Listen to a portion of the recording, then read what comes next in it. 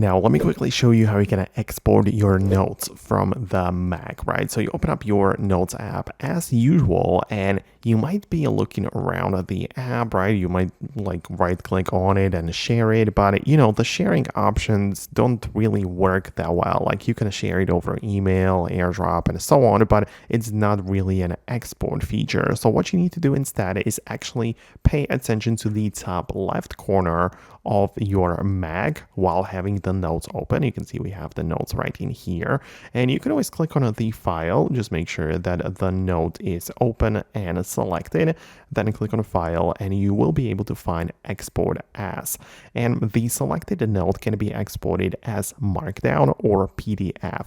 So when you click on PDF like this, you're gonna get this page or window. You can give it a name. So I don't know, let me just type in PDF note, and I'm going to be able to save it to the desktop, right? So I'm going to hit save like this, and then now it is done. So as you can see, here it is.